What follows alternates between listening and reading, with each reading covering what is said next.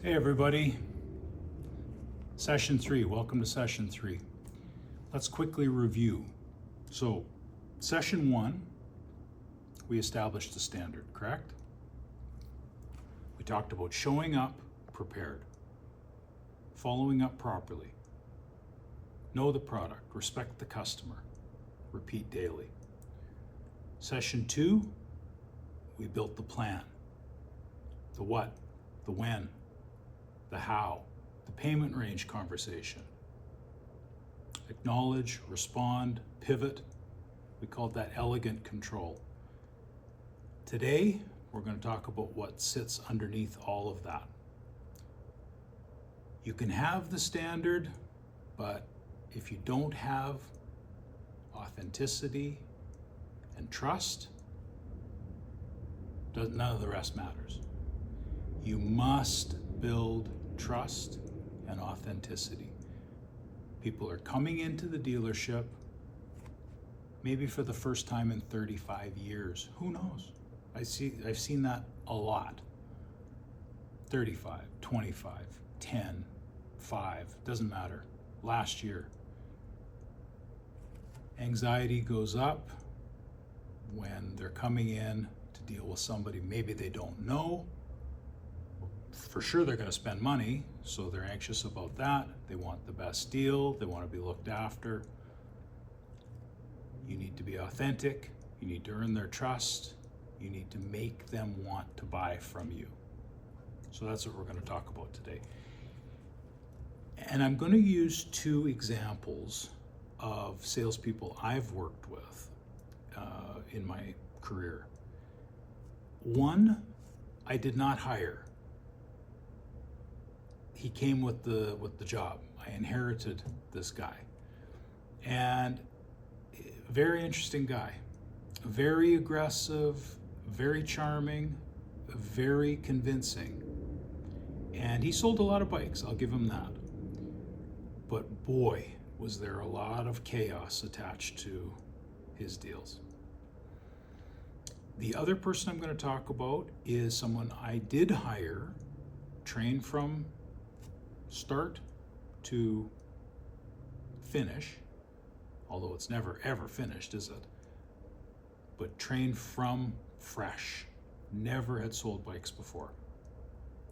She was, and still is, a motorcyclist and an enthusiast. She no longer works in the industry, unfortunately, for buyers and even for her.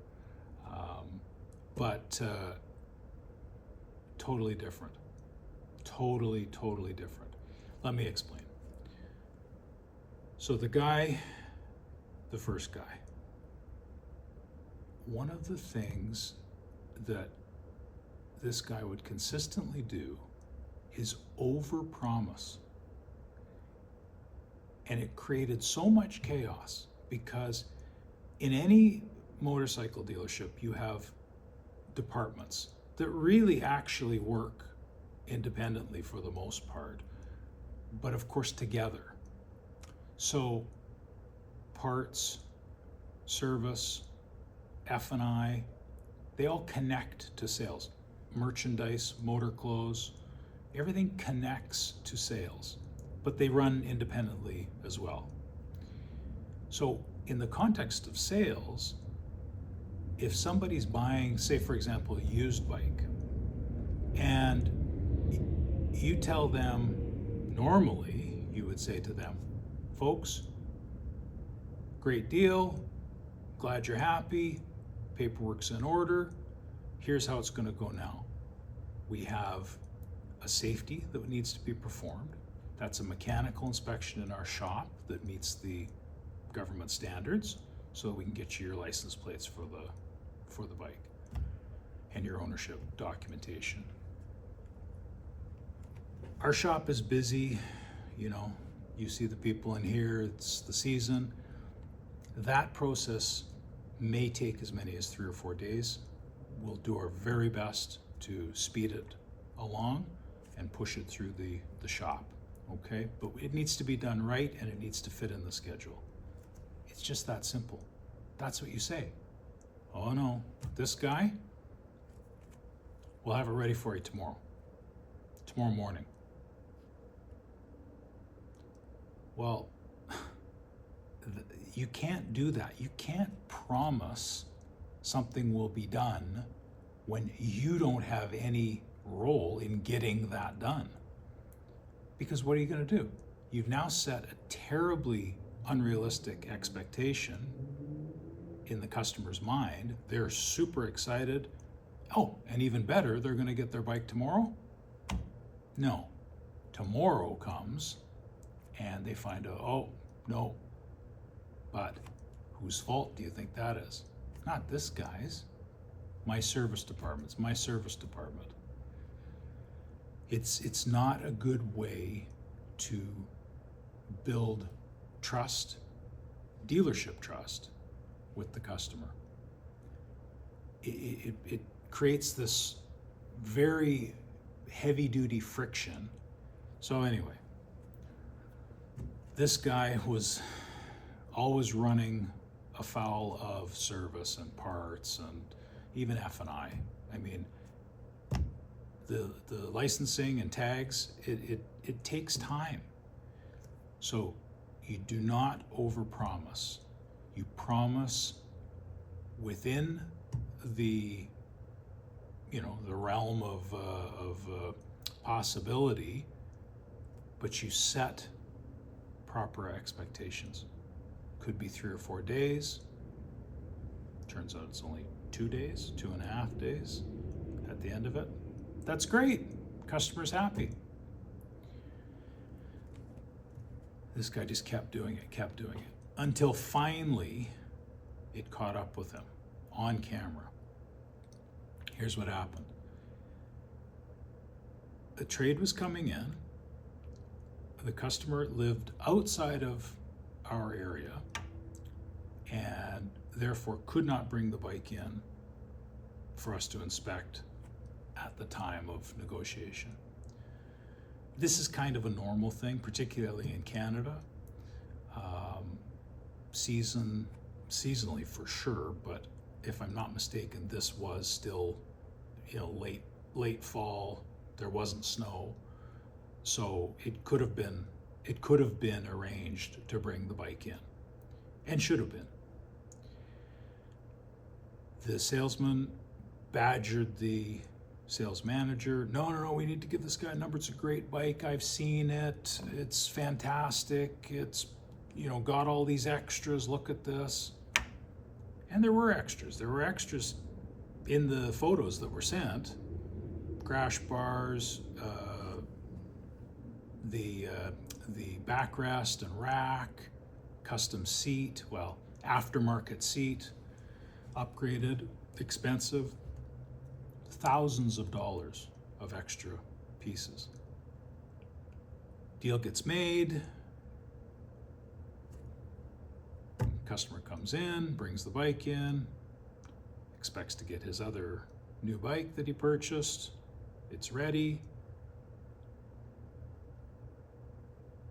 Many, if not, it wasn't all, but many of the pieces that were shown in the photo, not on the bike. Big conversation ensues. Sales manager revisits the bike, keeps the deal together. I mean, it was already too far gone to be unwound. So we just did right by the customer and made the deal, finished the deal. 2 weeks later, on camera, after the fact, we went back and reviewed the cameras, but somebody says, we need to look at the cameras. Buddy here is out getting parts out of his car, out of the trunk of his car, and giving them to another customer. What's going on there? Well, what's going on there indeed? It was the parts off of that trade bike. So, call the guy to the mat. What is going on? What are you doing? Well, he'd made a promise to the customer that he would sell these parts, because the customer said, I want to take these parts off. They're worth money. You guys aren't giving me enough money. Integrity. Integrity. So we wound up parting ways. It was just easier that way. There was no changing the guy. Fine. The other salesperson, however, started, like I say, was a motorcycle rider, is a motorcycle rider, understands how bikes, impact people's lives, understands what motivates them, understands how to, build a picture, paint a picture for them of their future with this new bike. She was really good, really, really, really good. But most importantly, she was genuine. This is a person who, in the 2 seasons that I worked with her, she made the strangest request. She'd take time off when no one else would take time off in the summertime in the bike business, because that's the busiest time. She wanted to take time off. Mark, I really need a week. I'm going here and here and here and here. I say, wow, that's an epic trip. Who are you going with? Oh, just myself. On the bike. I think she probably put on 18,000 miles. And that says a lot when you're working in the bike business, doing this week-long, 10-day-long trip, and then just weekends, days off the rest of the time, in a country that has 6 months, maybe 7 months of winter. So, like I say, a real rider and somebody that could relate to people, could paint a picture, could support their vision, their dream of what they were going to do with this new motorcycle. Empathy is the word I would use to describe her. Empathetic. And that's so important. But that empathy extended not just to the customer, but to the colleagues, to the co-workers, the people in service, the people in parts.